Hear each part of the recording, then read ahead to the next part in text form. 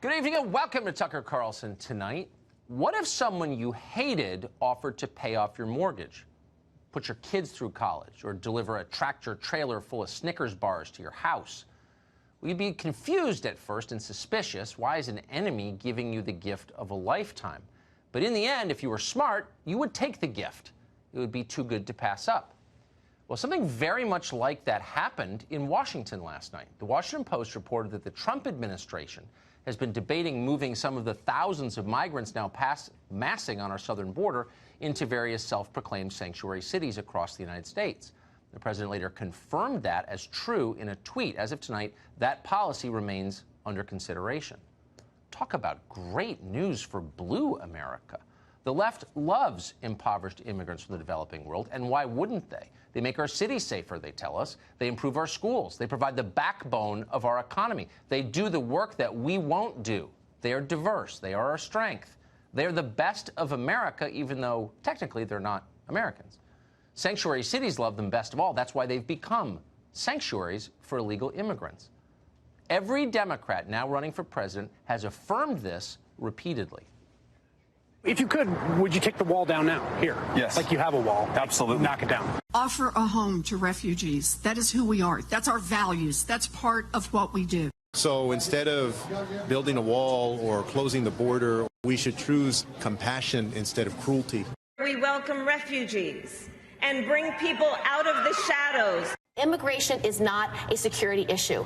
It is an economic and a humanitarian and a family issue.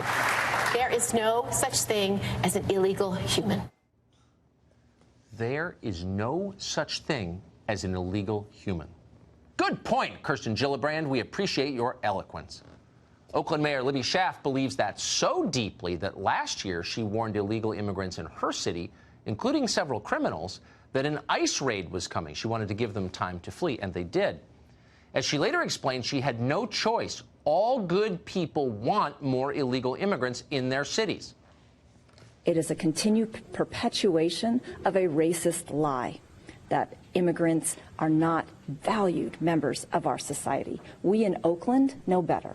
We in Oakland have a community that welcomes and honors all people, no matter where they came from or how they got here. In Oakland, they're welcoming. In fact, the whole state is welcoming. In his inaugural address this spring, the incoming governor of California, Gavin Newsom, echoed those words. Everyone can come to California, he said. Absolutely everyone. Let us build a house stronger than the coming storms, yet open to the world. A house that provides shelter to all who need it and sanctuary to all who seek it. We will not have one house for the rich and one for the poor, or one for the native-born and one for the rest. So the left really couldn't be clearer on this question. All immigration is good. More immigration is better. There is no distinction between legal and illegal varieties of immigration. And if you disagree with any of this, you are a white nationalist. That's what they've said almost every day for the past 2 years. We've watched carefully, and so have you. And now here, completely out of the blue, comes the man they despise most in the world, Donald J. Trump, offering them the one thing they want more than anything: more immigrants, immediately, delivered right to their door at federal expense. Well, it must have been like Christmas morning. You think you're getting another pair of socks, and yet there it is, a pony, tethered to your mailbox. Holy smokes, amazing. Best day of your life. But that's not how they responded. The left wasn't happy about Trump's offer. They were shocked, and they were completely enraged. You know what this is, they said? It's dumping. Dumping, like what you do with garbage or used truck tires in the woods. The headline of Mother Jones read, Donald Trump wants to dump asylum seekers on the streets of American cities, Democratic cities. Busing people, wrote the Washington Post Greg Miller, to dump them in cities, just to punish political rivals. In the view of Harry Siegel at the Daily Beast, quote, the White House wanted to dump refugees in sanctuary cities. Siegel called that idea nasty. At the same time, almost simultaneously, as if in concert, in fact, both CNN and MSNBC ran headlines accusing the White House of wanting to dump immigrants into cities. So what's the message the left is sending us? That immigrants are trash? Something you drop off as a cruel prank, like a flaming bag of dog waste? If you wanted to defile someone's pristine city, you'd, quote, dump immigrants on it? whoa, that sounds a little, searching for the word here, racist. A lot racist, actually, but Nancy Pelosi agrees with it, it turns out. She lives in one of these cities that might be dumped on, so she immediately issued a statement decrying it. Quote, "The extent of this administration's cynicism and cruelty cannot be overstated. Using human beings, including little children, as pawns in their warped game to perpetuate fear and demonize immigrants is despicable." But wait a second, this is getting really confusing. It doesn't seem to make sense. How can the presence of immigrants, quote, perpetuate fear? Immigrants aren't dangerous. They've told us that 1,000 times. They're safer than you are. They're amazing, much more amazing than you are. Pelosi says that a lot. So why is it bad that Trump wants to send more immigrants to San Francisco?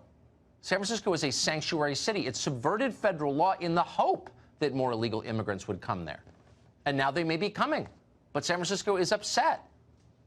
Well, say the news anchors, Trump's plan is illegal. You can't just send migrants to American cities, they're telling us. There's a process. Really? Did the people of Lewiston, Maine go through that process when an entire population of Somalis was moved from a refugee camp in Kenya to their already beleaguered city? Nope, no process. Nobody asked them. The government just did it. The same thing happened to Hazleton, Pennsylvania, and countless other places across this country. That's how it works. That's how it always works. But when you try to do the same thing to the city where Nancy Pelosi lives, it's supposedly, quote, illegal. This is getting confusing, so let's make it easier for everyone. Here's a list of neighborhoods that could use some immediate refugee resettlement. These are affluent places. They're politically liberal, as most affluent places are. As a matter of policy and conviction, they love impoverished immigrants from abroad. They just don't really have any yet. So let's change that. First in line would be Beacon Hill in Boston. That neighborhood has a median income of over $120,000 a year. For perspective, that's more than double the national average. It is strikingly not very diverse, so it would be, of course, greatly strengthened by thousands of migrants. As John Kerry, who lives in Beacon Hill, warned us 2 years ago, quote, "Fear of the outsider, fear of someone who isn't you, fear of someone who doesn't look like you, is an attack on America itself." Whoa, that's heavy. Let's stop that attack. And let's do it by sending, I don't know, half of the most recent migrant caravan to John Kerry's zip code. He will be thrilled. He'll have to be thrilled. Next, we'll head to the Upper East Side of New York. Former Mayor Michael Bloomberg still lives there. He loves poor immigrants. Unfortunately for him, virtually none of them actually live in his neighborhood. In a city where kids speak close to 200 different languages in the New York City public schools, Michael Bloomberg's zip code is shockingly lacking in diversity. Let's change that, shall we? And while we're at it, let's integrate that city's two most famous private schools, Collegiate and Spence, one for boys, one for girls. Both of those schools are famously and rigorously progressive. They know that diversity is our strength. But how many newly arrived Guatemalan immigrants have they enrolled this year? Not enough. Let's see if we can get that number to over 50% by September. Eisenhower did something very similar at Central High School in Little Rock in 1956. Let's see if Trump can do it with Collegiate and Spence. Finally, we'll go to the Kalorama neighborhood right here in Washington. Barack Obama lives there.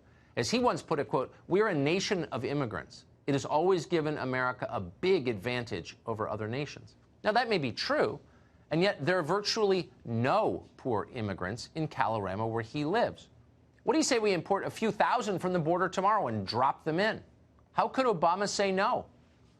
But of course he would say no. He'd be livid. He would stop it. Nobody hates diversity more than rich liberals, the very people pushing it. Let's hope immigrants are watching all of this on TV and drawing their own conclusions. The left can say endlessly that they love you, but if they don't want you in their neighborhood, if they don't want you going to school with their kids, they're lying.